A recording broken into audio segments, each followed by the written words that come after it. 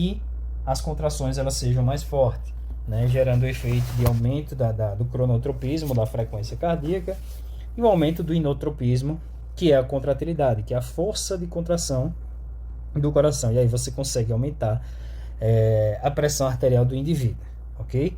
Então esse é o mecanismo neural que regula a pressão arterial, ou um resumo desse mecanismo, tá?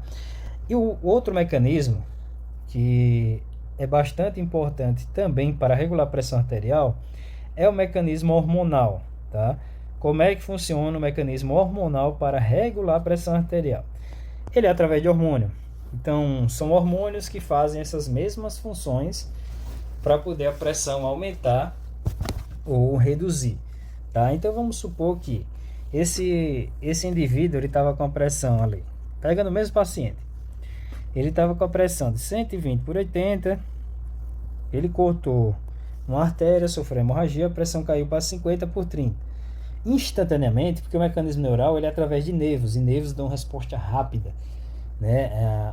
A velocidade da condução através de um nervo, ela é em torno de 400 km por hora, ou 400 metros por segundo. Uma velocidade muito rápida, já que esses neurônios, esses axônios, eles são ricos em bainha de mielina, tá? Eles são neurônios mielinizados. Então a resposta vai ser rápida, vai ser instantânea. Porém, a pressão estava muito baixa porque o cidadão ele teve uma hemorragia grande. E mesmo aumentando a força de contração do coração e a velocidade dos batimentos cardíacos, gerando maior volume e também também gerando aumento da resistência vascular devido a uma contração da artéria, né? Gerando também um aumento da pressão arterial. Às vezes a pressão ainda está aqui 90, vamos supor, botar aqui em valor ainda menor, ele conseguiu recuperar a pressão para 85/55, estava 50/30, aumentou para 85/55 apenas pelo controle fisiológico, ou seja, sem nenhuma intervenção terapêutica, sem nenhum uso de droga, sem nenhuma conduta, tá? Apenas a nossa fisiologia tentando recuperar a pressão para poder os órgãos funcionarem melhor, com mais oxigênio, né? Recuperando a perfusão. Tá, isso aqui não é suficiente. E aí o corpo começa a lançar mão de outro mecanismo, que é o mecanismo hormonal. O mecanismo neural é rápido e o hormonal é lento. Por quê? Porque o hormonal, gente, ele depende basicamente da função do rim. Então o rim, ele é o principal órgão que vai mediar o mecanismo hormonal. Então o rim, ele precisa produzir urina. E a produção de urina demora, tá? Então pode demorar minutos, horas, para poder o rim fazer esse controle, né? Somar, seria os dois trabalham juntos, o coração, o sistema nervoso, os vasos sanguíneos e os rins, né? Tudo trabalhando em conjunto para poder recuperar a pressão arterial para que ela fique mais próximo, né? Ou ela recupere totalmente o que ela estava antes de sofrer a hemorragia.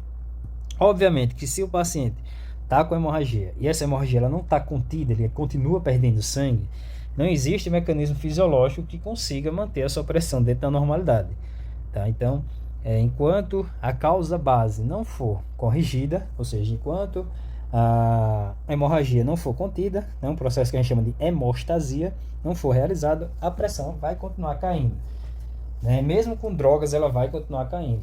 Então, tem que causar, né, cessar a causa base, seja a hemorragia. Então, normalmente a hemorragia é fácil de ser controlada, desde que não seja uma hemorragia interna, uma hemorragia muito grande, né, uma artéria muito grande. Ela pode ser controlada. O problema é que se for uma artéria femoral, às vezes não dá tempo. Você perde muito sangue em um espaço de tempo muito curto, o que é suficiente para a sua pressão cair muito, você entrar, você ter perda de consciência, né, entrar em estado de choque e ter uma hipoperfusão global, gerando ali aquilo que eu falei, a falência de múltiplos órgãos, né? Às vezes não dá nem tempo de chegar no socorro quando é a artéria femoral, uma artéria braquial, mas nem sempre você tem essas hemorragias muito grandes. Às vezes você tem uma hemorragia razoável, digamos assim. Aí beleza, então como é que funciona o sistema hormonal, né? Muita gente se assusta com esse sistema. Esse sistema é o famoso, o sistema é bem famoso. Ele é chamado sistema renina-angiotensina-aldosterona. Basicamente, como é que funciona isso aqui? Lembra que eu falei que nas artérias aorta e na carótida, no arco da aorta e no sulco da carótida, que é aqui em cima, né? Não sei se eu apaguei aqui, ficou, né, aquela garrincha, na verdade. A gente tem receptores que detectam variação da pressão arterial. Nas pequenas artérias renais, eu peguei esse esquemazinho aqui, é um resumo, né? Tá até em espanhol. Nas pequenas artérias renais, a gente também detecta variação da pressão arterial, se ela sobe ou se ela cai.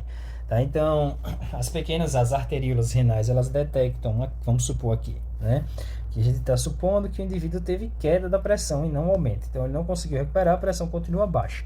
Tá? Então, a pressão ainda está baixa. Detectei que a pressão arterial está baixa. Tá? Então, os rins, as artérias renais, as pequenas artérias renais, elas detectam que a pressão ela está baixa. E aí o rim, quando ele detecta que a pressão está baixa, ele libera a renina, tá? Então o rim vai liberar a renina na corrente sanguínea, essa substância aqui. Então o rim vai jogar a renina no sangue, ok? A renina na corrente sanguínea, ela é convertida em angiotensina 1. A renina na corrente sanguínea, vou botar aqui, peraí.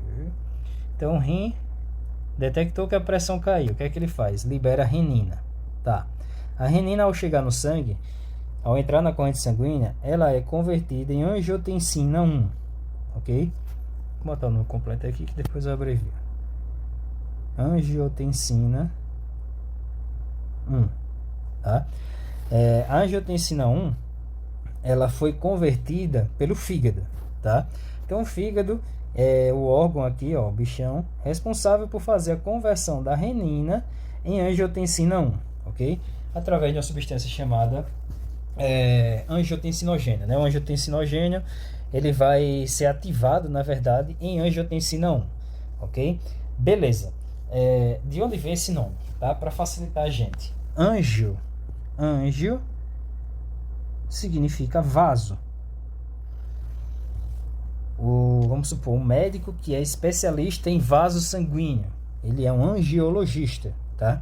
Não é o cardiologista. O cardiologista é coração. Obviamente que o cardiologista entende de coração e vaso, né? Mas o angiologista é quem é o cara que estuda mais vaso do que coração, ok? A especialidade que estuda os vasos sanguíneos. Então, tensina vem de tensão, tá? Logo, essa substância ela causa uma tensão no vaso. O que seria uma tensão no vaso? Seria uma contração. Você vai pegar o vaso sanguíneo e vai contrair ele. Ele está aqui e aí ele vai fechar. A musculatura dele vai contrair e vai fechar. Essa substância é uma substância vasoconstrictora. Tá? Se ela faz tensão no vaso, ela constringe o vaso. Então ela é uma angiotensina é uma vasoconstrictora. Tá? Angiotensina 1 é uma vasoconstrictora, ok? Contudo, ela é uma leve vasoconstrictora. A angiotensina 1, ela faz uma constricção leve, tá? O que não é suficiente para aumentar a pressão arterial, ok? Então, o rim detectou que a pressão caiu, liberou a renina, né? A renina aqui, vou pegar aqui. A renina aqui, através do fígado, ela vai ser convertida em angiotensina 1. A angiotensina 1, aqui está em espanhol, né? Mas dá para entender. A angiotensina 1 passa pelos pulmões, é convertida em 2, tá? Aqui ele está falando da conversão, mas o que é que a angiotensina 1 faz? Uma vasoconstricção, porém uma leve vasoconstricção. E aí a angiotensina 1, ela está na corrente sanguínea. Quando ela atinge a circulação pulmonar, tá vendo aqui os pulmões? Os pulmões liberam uma substância chamada ECA, tá? Então a angiotensina 1 aqui, ela vai ser convertida em angiotensina 2 através dos pulmões. Então os pulmões, na circulação pulmonar, ele libera uma substância chamada ECA. A ECA ela vai fazer a conversão da angiotensina 1 em angiotensina 2. O que é a ECA? A ECA ela significa enzima conversora da angiotensina. Enzima conversora da angiotensina. O que é que ela faz? Ela converte angiotensina 1 em angiotensina 2, tá? A ECA é a enzima conversora da angiotensina. Então, voltando aqui. Pressão caiu, o rim detecta que a pressão está baixa, libera a renina. Ao entrar na corrente sanguínea, o fígado ativa a renina em angiotensina 1. Ela é uma substância vasoconstrictora, porém não é suficiente para aumentar a resistência vascular a ponto de subir a pressão arterial. A angiotensina 1 continua circulando. Ao atingir a circulação pulmonar, ela vai ser convertida em angiotensina 2. Tá? A angiotensina 2 ela é convertida na circulação pulmonar por uma enzima chamada ECA, que chama-se enzima conversora da angiotensina. Tem até um medicamento chamado captopril, que esse medicamento ele é um inibidor da ECA. Ele é um medicamento que inibe a função da ECA, e isso faz com que o indivíduo tenha queda da pressão arterial. Só que aqui a gente está falando o contrário, a gente quer aumentar a pressão arterial, porque a gente está falando do indivíduo que teve uma pressão baixa, né, e o corpo está tentando aumentar, tá? E aí você tem a angiotensina 2, ok? O que é que a angiotensina 2 faz? A angiotensina 2, ela é uma potente vasoconstritora. Uma potente vasoconstrictora. E isso aqui aumenta a resistência vascular, tá? Consequentemente, isso aqui faz o quê? Aumenta a pressão arterial, ok? Só que o sistema renina-angiotensina ele tem o suporte da aldosterona. Por quê? Porque quando a gente aumenta a pressão arterial, alterando a resistência do vaso, fazendo a vasoconstricção, a gente não está mexendo em quê? Em volume, tá? Já que a pressão arterial ela depende do volume e da resistência vascular. A gente está mexendo só na resistência vascular. E aí entra um outro mecanismo, à medida que a gente libera a renina, cadê aqui? A gente passa a trabalhar com a substância chamada aldosterona, tá?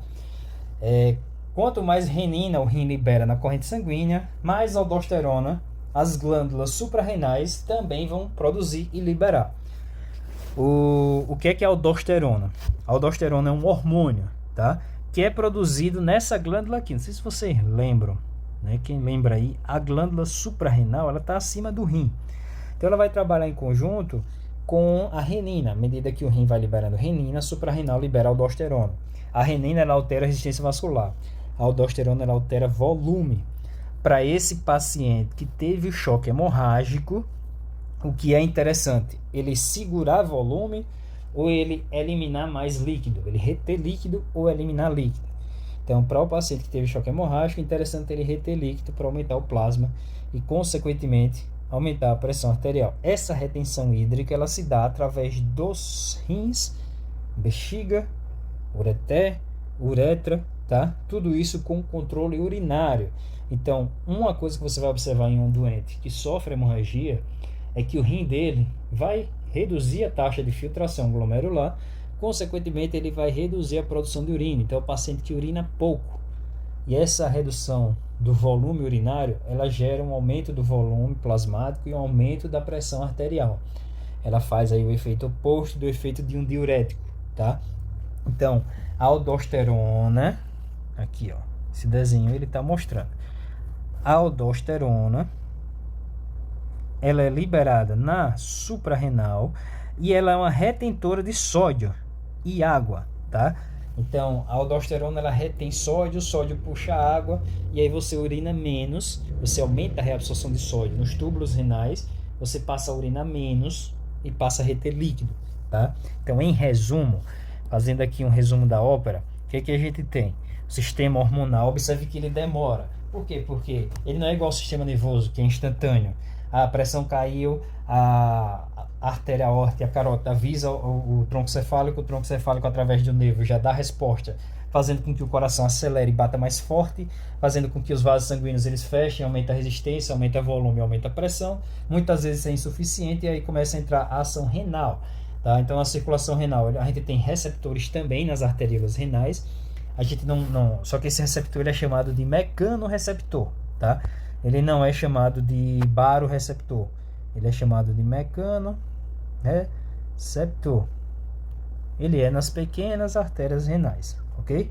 Esse mecanoreceptor aqui, tá? Então, o sistema nervoso é rápido porque os nervos vão lá e mandam a musculatura contrair rapidamente.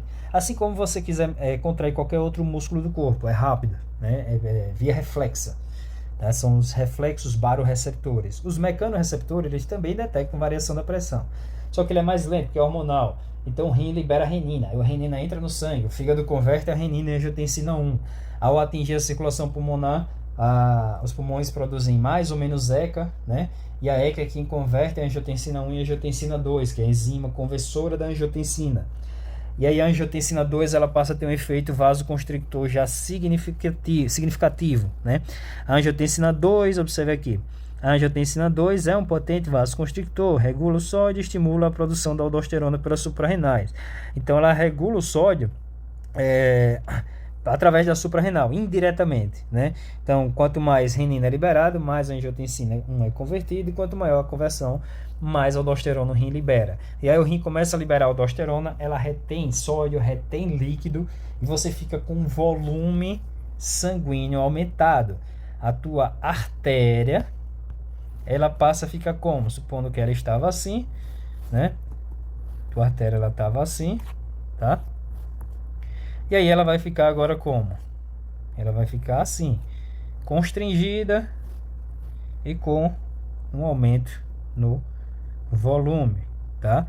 Volume plasmático. E aí você aumenta o volume, aumenta a pressão arterial, ok? Esse é um resumo de quê? Da regulação da pressão arterial. Então, circulação pulmonar, circulação sistêmica, né? Equação da pressão arterial, tá? Que é o débito cardíaco vezes a resistência vascular periférica, tá? Então a pressão arterial ela vai ser igual ao débito cardíaco, que é o volume, vezes a resistência vascular periférica, ok? É através do débito cardíaco e da resistência vascular que o corpo vai regular a pressão arterial, tá? Então ele faz isso principalmente pelo sistema neural e o sistema hormonal, que também é chamado de sistema renal, só que ele trabalha junto com a suprarrenal, né? Com a aldosterona, ativando aí o sistema renina, angiotensina, aldosterona. Então, o vídeo aqui se alongou um pouco.